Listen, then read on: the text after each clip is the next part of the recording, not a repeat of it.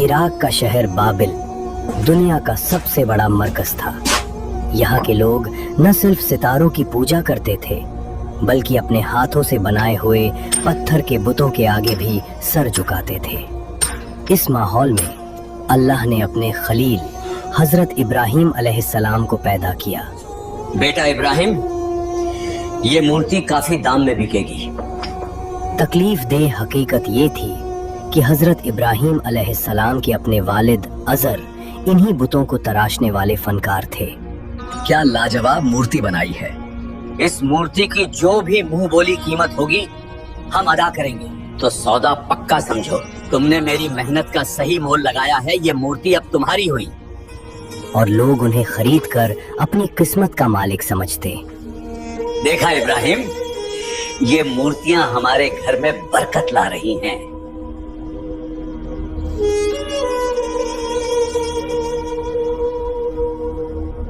अल्लाह ने इब्राहिम अलैहिस्सलाम को बचपन से ही हिदायत और समझ अता फरमा दी थी। उनका दिल ये मानने को तैयार ही नहीं था कि ये बेजान पत्थर जो न सुन सकते हैं और न देख सकते हैं, वे किसी इंसान के फायदे या नुकसान के मालिक कैसे हो सकते हैं। ये बेजान पत्थर जो न सुन सकते हैं न देख सकते हैं, फिर भी लोग इन्हें खुदा मानकर पूजते हैं। हजरत इब्राहिम अलैहिस्सलाम ने अपने वालिद को हक की दावत दी, लेकिन ये दावत किसी तकब्बुर के साथ नहीं बल्कि इंतहाई अदब और मोहब्बत भरे लहजे में थी। ऐ मेरे अब्बा जान, आप इन चीजों की इबादत क्यों करते हैं जो न सुनती हैं न देखती हैं और न आपके किसी काम आ सकती हैं? अब्बा, मुझे अल्लाह की तरफ से वो इल्म मिला है जो आप तक नहीं पहुंचा। तो आप मेरी पैरवी करें, मैं आपको सीधा रास्ता दिखाऊंगा। क्या तू मेरे खुदाओं से फिर गया है? अगर तू बाज ना आया तो मैं तुझे पत्थरों से मार डालूंगा।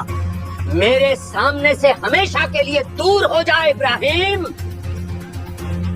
अब्बा, मैं अपने रब से आपकी बख्शिश की दुआ कर। मगर हिदायत हर किसी के नसीब में नहीं होती। वालिद का जवाब सख्त और जालिमाना था और यूं इब्राहिम अलैहिस्सलाम अपने घर और अपनी कौम से अलग हो गए।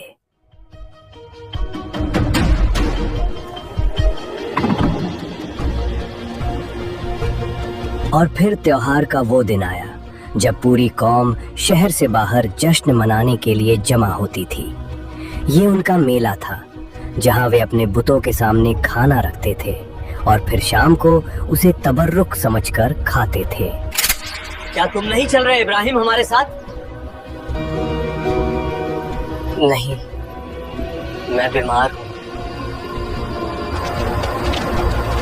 वे लोग हजरत इब्राहिम अलैहिस्सलाम को वहीं छोड़कर चले गए और देखते ही देखते पूरा शहर खाली हो गया। जब शहर खाली हो गया तो तौहीद का शेर उस बुत खाने में दाखिल हुआ और तंज करते हुए उन बेजान मूर्तियों से पूछा, तुम खाते क्यों नहीं? तुम्हें क्या हुआ है कि तुम बोलते भी नहीं? जवाब में खामोशी थी। फिर हजरत इब्राहिम का हाथ उठा और पूरी ताकत से उन्होंने कुल्हाड़ा चलाया। देखते ही देखते वे झूठे खुदा जिन पर लोग अपनी जान छिड़कते थे टुकड़े टुकड़े हो गए, सिवाय उस सबसे बड़े बुत के। और फिर उन्होंने कुल्हाड़ा उसी के कंधे पर लटका दिया और वहां से चले गए।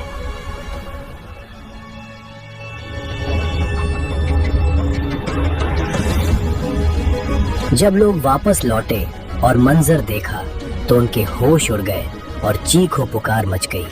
हमारे माबूदों के साथ ये किसने किया है? कौन है जिसने ये किया है?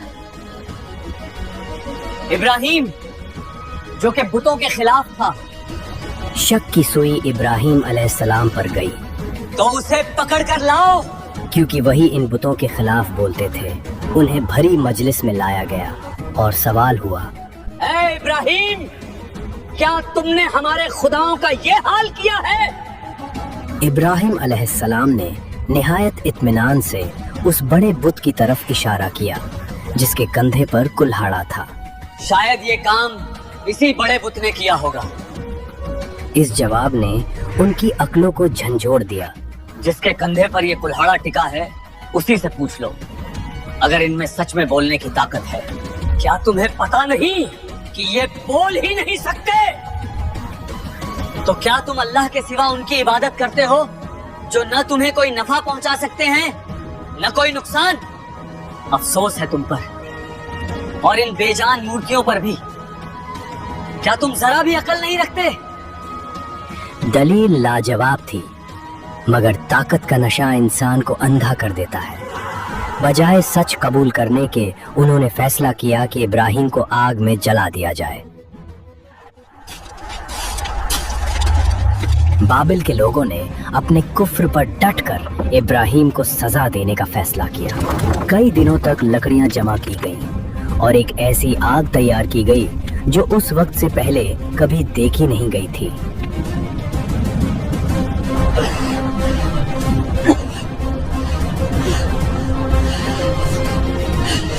आग के शोले इतने बुलंद थे कि परिंदे भी ऊपर से गुजरते तो जल जाते। जब हजरत इब्राहिम अलैहिस्सलाम को आग में डाला गया तो उनकी जबान पर सिर्फ एक ही जुमला था, अल्लाह मेरे लिए काफी है और वो बेहतरीन कारसाज है। आसमान से हुक्म जारी हुआ, या नारो कूनी बर्दन व सलामन अला इब्राहिम। अल्लाह की कुदरत देखिए, आग अपनी फितरत खो बैठी। न उसने इब्राहिम का जिस्म जलाया न कपड़े, जलाया तो सिर्फ रस्सियां जिनसे उनके हाथ बांधे गए थे।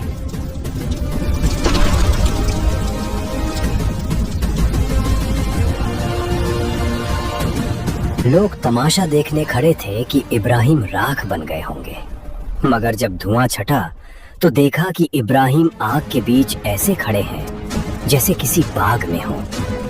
ये तारीख का वो अजीम मौजज़ा था जिसने साबित कर दिया कि आग भी अल्लाह के हुक्म की गुलाम है।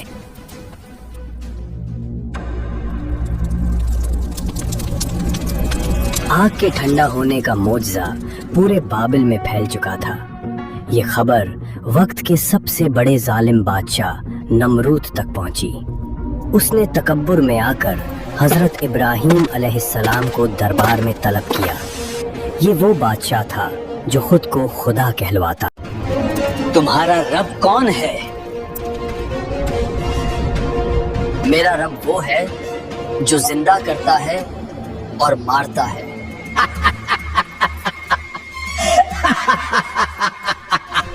जाओ, जाकर 2 कैदी लेकर आओ। अब इसमें से एक को कत्ल कर दो।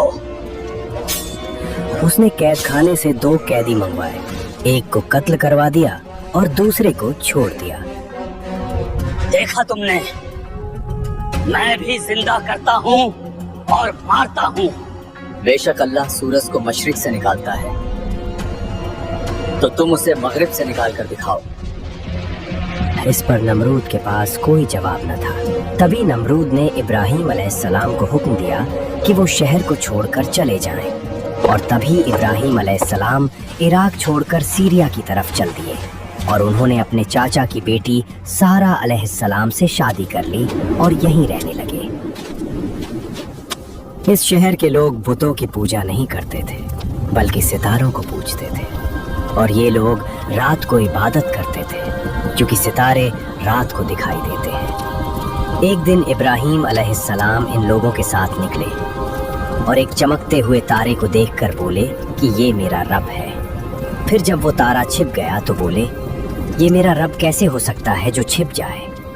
अगली रात उन्होंने चांद को देखकर कहा कि ये मेरा रब है। फिर जब दिन हुआ और चांद छिप गया तो बोले, ये रब कैसे हो सकता है।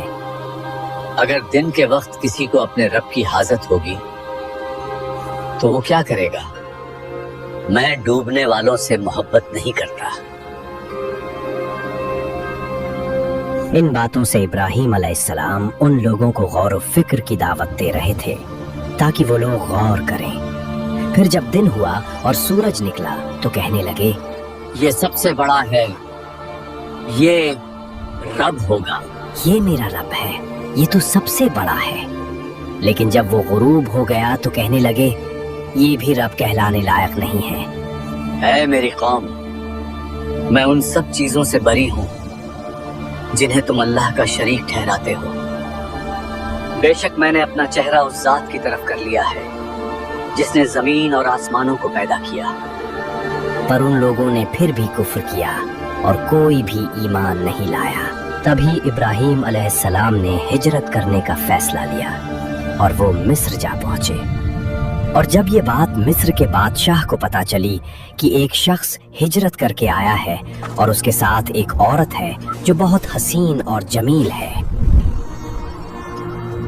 اس عورت کو بلا کر لاؤ، اور اگر وہ شخص اس کا شوہر ہو تو اسے قتل کر دینا۔ اس پوری زمین پر میرے اور تمہارے سوا کوئی مومن نہیں۔ اگر یہ تمہارے بارے میں پوچھیں تو کہہ دینا کہ تم میری بہن ہو۔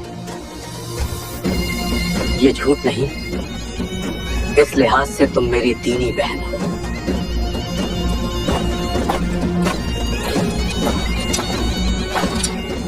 ہمیں بادشاہ کا حکم ملا ہے کہ آپ کو دربار میں پیش کیا جائے۔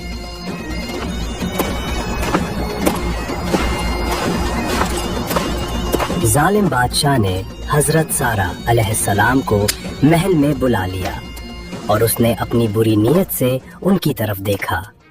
میرے سپاہیوں نے تعریف تو بہت کی تھی، لیکن حقیقت اس سے کہیں بڑھ کر ہے۔ اے اللہ، مجھ پر اس کافر کو مسلط نہ کر۔ اے میرے رب، میں نے اسے تیرے حوالے کیا، اس ظالم سے اس کی عزت کی حفاظت فرما۔ جیسے ہی بادشاہ نے سارہ علیہ السلام کی طرف ہاتھ بڑھایا، اس کا ہاتھ وہیں جم گیا۔ اس نے ایسا 3 بار کیا اور ہر بار وہی ہوتا رہا۔ میرے لیے دعا کر، میں تجھے نقصان نہیں پہنچاؤں گا۔ آخر کار ہار مان کر بادشاہ نے اپنی زندگی کی بھیک مانگی۔ حضرت سارہ علیہ السلام نے دعا کی اور وہ ٹھیک ہو گیا۔ الحمدللہ، یا اللہ، تیرا لاکھ لاکھ شکر ہے۔ بادشاہ نے نہ صرف سارہ کو آزاد کیا بلکہ معافی مانگنے اور ان کی خدمت کے لیے اپنی بیٹی بی بی ہاجرہ کو ان کے حوالے کر دیا۔ جب سارہ علیہ السلام واپس حضرت ابراہیم کے پاس پہنچی تو دیکھا کہ وہ نماز میں مشغول ہے۔ کیا ہوا سارہ؟ سب خیریت ہے؟ اللہ نے اس کافر کی چال کو رد کر دیا اور حاضرہ کو ہماری خدمت کے لیے دیا ہے۔ الحمدللہ، اللہ اپنے بندوں کی حفاظت کرتا ہے۔ لیکن سارہ، اب ہم یہاں نہیں رہیں گے، واپس چلیں گے۔ پھر یہ چھوٹا سا قافلہ حضرت ابراہیم، حضرت سارہ اور حضرت حاجرہ علیہ السلام مصر چھوڑ کر واپس سیریا کی طرف روانہ ہوئے۔ اب ابراہیم علیہ السلام کی عمر 86 سال کی ہو گئی تھی، مگر ان کی کوئی اولاد نہیں تھی۔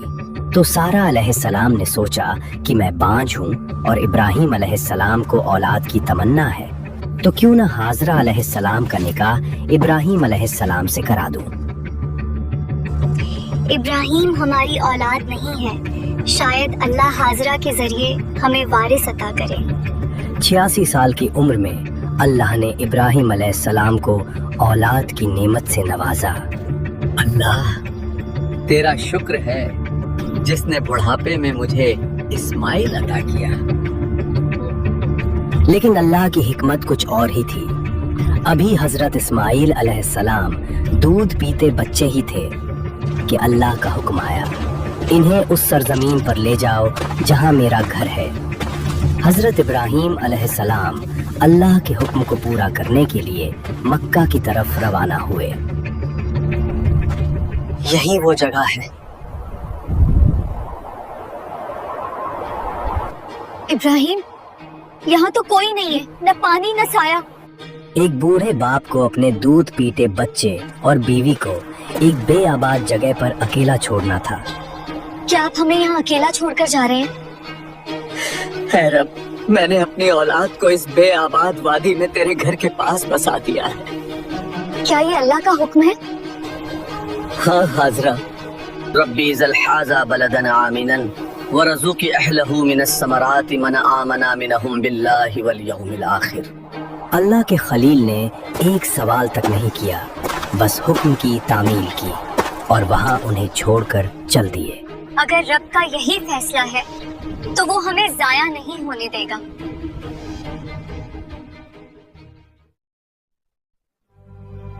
और कुछ ही दिनों में खुराक और पानी खत्म हो गया। पानी बिल्कुल खत्म हो गया। पानी का एक भी कतरा न बचा। अब बच्चा भूख से बिलखने लगा। मैं तुम्हें यूं प्यासा मरते हुए नहीं देख सकती। सब्र कर मेरे लाल, मैं अभी आई। खुराक न मिलने की वजह से माँ का दूध भी खुश्क हो गया। तभी हाजरा अलैहिस्सलाम ने बच्चे को वहीं छोड़ा और पास की पहाड़ी सफा की तरफ दौड़ी कि शायद किसी तरफ पानी या खुराक नजर आ जाए।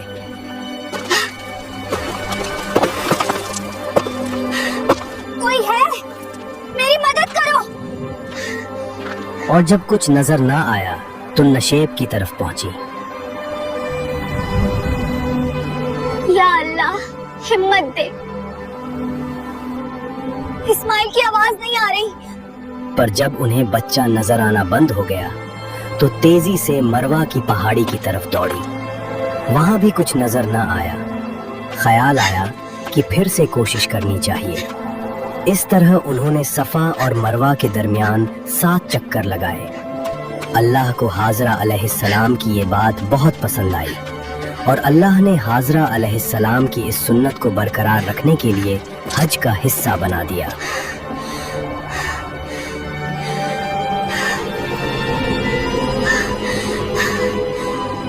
इस्माइल, मेरा बच्चा। आज जहाँ एसी वाले गलियारे हैं, वहाँ कभी एक माँ की ममता ने रेगिस्तान की गर्मी को मात दी थी। जब आखिरी मर्तबा वो मरवा पर पहुंची तो उन्हें एक आवाज सुनाई दी। क्या वहाँ कोई है? क्या कोई मदद है? जो इस्माइल अलैहिस्सलाम के करीब से आ रही थी। इस्माइल अलैहिस्सलाम के पास जिब्राइल अलैहिस्सलाम नाजिल हुए। उन्होंने अपना पर जमीन पर मारा तो जमजम का अजीम चश्मा जारी हो गया। हाजरा अलैहिस्सलाम जल्दी से अपने बच्चे के पास पहुंची तो देखा कि इस्माइल अलैहिस्सलाम के पैरों के पास पानी फूट रहा था। या अल्लाह! अल्लाह ने जिब्राइल अलैहिस्सलाम को हाजरा अलैहिस्सलाम की मदद के लिए भेजा था।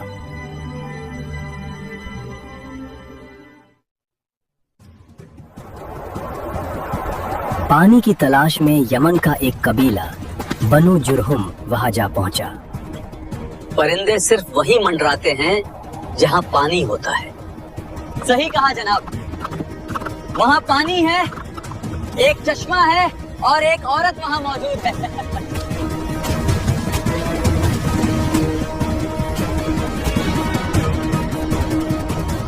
हम मुसाफिर हैं, अगर आप इजाजत दें तो क्या हम यहाँ आपके पास बस जाएं?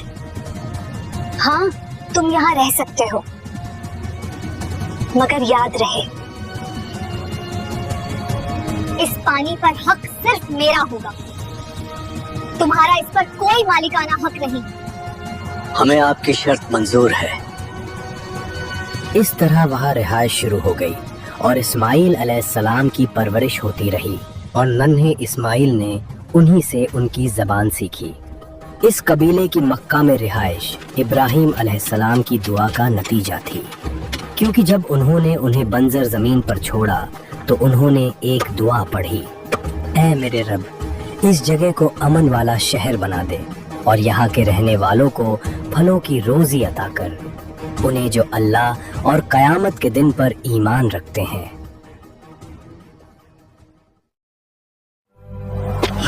नन्हा इस्माइल अब एक नौजवान बन चुके थे जो अपने वालिद के साथ चलने फिरने के काबिल हो गए थे। इब्राहिम अलैहिस्सलाम के दिल का सुकून और बुढ़ापे का सहारा। मगर अल्लाह का दोस्त, खलील होना आसान नहीं। मोहब्बत का एक और इम्तिहान बाकी था। इब्राहिम अलैहिस्सलाम ने ख्वाब में देखा कि वो अपने हाथों से अपने इकलौते बेटे को ज़िबह कर रहे हैं। पहली रात वो घबरा गए انبیاء کا خواب وہی ہوتا ہے، لیکن جب یہ خواب لگاتار 3 راتوں تک آیا تو وہ سمجھ گئے کہ یہ اللہ کا حکم ہے۔ سوچئے اس باپ کے دل کا حال جس نے 86 سال کی عمر تک اولاد کے لیے دعا کی اور پھر اسے ریگستان میں چھوڑا، اور اب جب وہ بیٹا جوان ہوا تو حکم ملا کہ اسے اپنے ہاتھوں سے قربان کر دو۔ لیکن ابراہیم علیہ السلام کی وفا دیکھیے، ان کے ماتھے پر شکن تک نہ آئی۔ اے میرے بیٹے، میں نے خواب میں دیکھا ہے کہ میں تجھے ذبح کر رہا ہوں، اب تو بتا اس پر تیری کیا رائے ہے؟ ابا جان، آپ وہی کیجئے جس کا آپ کو حکم ملا ہے، انشاءاللہ آپ مجھے صبر کرنے والوں میں سے پائیں گے۔ اسماعیل علیہ السلام کی وفاداری دیکھیے، اگر کوئی عام بیٹا ہوتا تو بھاگ جاتا یا بغاوت کرتا، مگر یہ ابراہیم علیہ السلام کا خون تھا۔ یہ وہ بیٹا تھا جس کی پرورش زمزم سے ہوئی تھی۔ اور پھر وہ ایتہاسک لمحہ آیا جب وہ مینا کی طرف روانہ ہوئے تاکہ حضرت اسماعیل کی قربانی کے حکم کو پورا کر سکیں۔ جب وہ مینا کی طرف بڑھ رہے تھے تو شیطان، جو انسان کا کھلا دشمن ہے، ان کے راستے میں آیا۔ کیا ایک خواب کی خاطر جوان بیٹے کو مار دو گے؟ صرف ایک سپنا ہے ابراہیم، واپس لوٹ جاؤ۔ لیکن حضرت ابراہیم شیطان کے کسی بھی بہکاوے سے گمراہ نہیں ہوئے۔ انہوں نے زمین سے 7 کنکریاں اٹھائیں، اللہ اکبر، اور شیطان کو ماری۔ وہ بھاگ گیا مگر پھر واپس آیا۔ 3 مرتبہ شیطان نے روکا اور تینوں مرتبہ ابراہیم علیہ السلام نے اسے مار بھگایا۔ یہ شیطان کو ٹھکرانے کا اعلان تھا۔ ابا، مجھے کس کے باندھ دیجئے تاکہ میں تڑپوں نہیں، اور میرے ہاتھ پیر اچھی طرح جکڑ دیں، اور میرا چہرہ زمین کی طرف کر دیجئے تاکہ آپ کی نظر میری آنکھوں پر نہ پڑے اور آپ ہچکچائیں نہیں۔ حضرت ابراہیم علیہ السلام نے اپنی آنکھوں پر پٹی باندھ لی تاکہ بیٹے کا چہرہ دیکھ کر کہیں ہاتھ کانپ نہ جائیں۔ انہوں نے چھری اٹھائی اور حضرت اسماعیل علیہ السلام کی گردن پر رکھ دی۔ بسم اللہ، اللہ اکبر۔ ابراہیم علیہ السلام نے اپنی پوری طاقت سے چھری چلائی۔ ابراہیم علیہ السلام نے جب آنکھیں کھولی تو دیکھا کہ اسماعیل علیہ السلام محفوظ مسکرا رہے ہیں اور ان کی جگہ ایک دمبا قربان ہو گیا۔ اصل میں اللہ کے حکم سے حضرت جبرائیل علیہ السلام نے حضرت اسماعیل علیہ السلام کی جگہ اس دمبے کو رکھ دیا تھا۔ یہ واقعہ قیامت تک کے لیے سنت ابراہیمی بن گیا۔ اس وقت آسمان سے ندا آئی، اے ابراہیم، تم نے اپنا خواب سچ کر دکھایا، ہم محسنوں کو ایسا ہی بدلہ دیتے ہیں۔ یہ کھلی آزمائش تھی۔ اللہ کو اسماعیل کا خون نہیں چاہیے تھا، اللہ کو ابراہیم کا تقوی اور اطاعت چاہیے تھی۔ آج جب ہم عید الاضحیٰ مناتے ہیں تو دراصل ہم اسی عظیم باپ اور بیٹے کی وفاداری کو یاد کرتے ہیں۔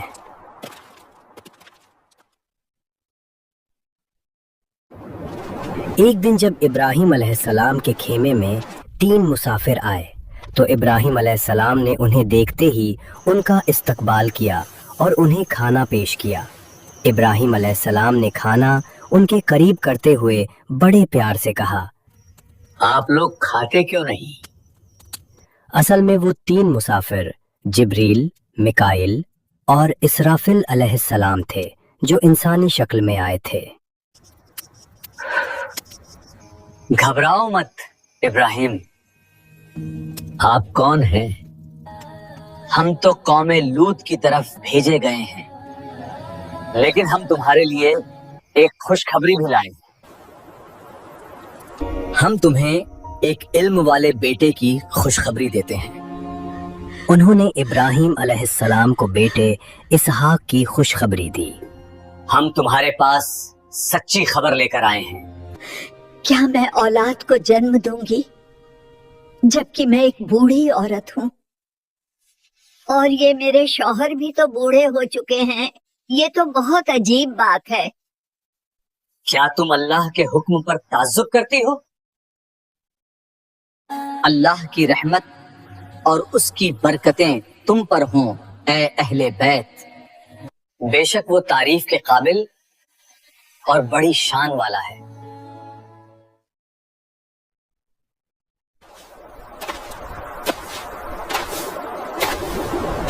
ایک مدت کے بعد حضرت ابراہیم علیہ السلام واپس مکہ آئے. وہاں انہوں نے اپنے بیٹے حضرت اسماعیل علیہ السلام کو دیکھا جو اب جوان اور طاقتور ہو چکے تھے.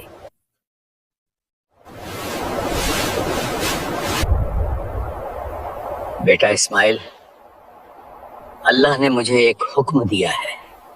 ابا جان، آپ کو جو حکم ملا ہے اسے آپ پورا کریے، لیکن کیا تم اس میں میری مدد کرو گے؟ جی ابا، میں ضرور مدد کروں گا. اللہ نے مجھے حکم دیا ہے کہ میں یہاں اس جگہ پر اس کے لیے ایک گھر تعمیر کروں. یہ وہی جگہ تھی جہاں سے زمین کی پیدائش شروع ہوئی تھی، جو دنیا کا پہلا گھر بننے والا تھا. باپ اور بیٹے دونوں مل کر کعبہ کی دیواریں اٹھانے لگے. یہ صرف اینٹ گارے کا کام نہیں تھا، یہ روحانیت کی معراج تھی. جب وہ بنیادیں اٹھا رہے تھے تو ان کی زبان پر یہ دعا تھی: ربنا تقبل منا انکا انت السمیع العلیم. اے ہمارے رب، ہماری اس کوشش کو قبول فرما، بے شک تو ہی سننے والا اور جاننے والا ہے. مکہ کی جھلسا دینے والی دھوپ اور تپتا ہوا ریگستان، نہ کوئی مشین تھی نہ کوئی مزدور. ایک طرف حضرت ابراہیم علیہ السلام کا بڑھاپا اور دوسری طرف حضرت اسماعیل علیہ السلام کی جوانی. حضرت اسماعیل اپنے کندھوں پر بھاری بھرکم پتھر ڈھو کر لاتے اور حضرت ابراہیم اپنے مبارک ہاتھوں سے انہیں چنتے. پسینہ بہتا رہا، جسم تھکتے رہے، لیکن رکنے کا نام نہیں لیا.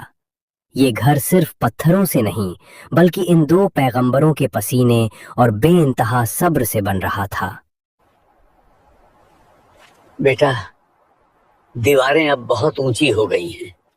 ابا جان، میں آپ کو کھڑے ہونے کے لیے پتھر لاتا ہوں. میں آپ کو نیچے سے پتھر پکڑاتا رہوں گا.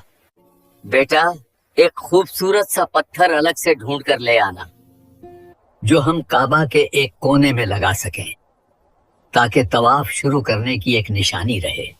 جی ابو، میں ابھی ڈھونڈ کر لاتا ہوں. جزاک اللہ میرے بیٹے.